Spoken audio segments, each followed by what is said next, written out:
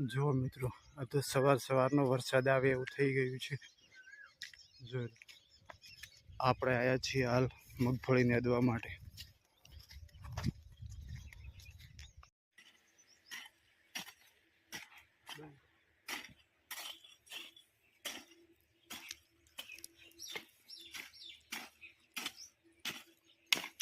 જય માતાજી મિત્રો, સુબહ આપણે આવી ગયા છે લાઈટ ચાલુ કરવા માટે।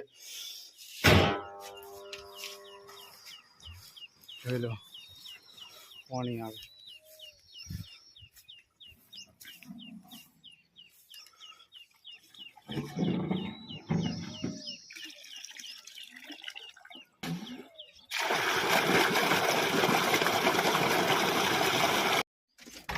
इतना बड़ा हुआ है, एक बच्चा इधर है,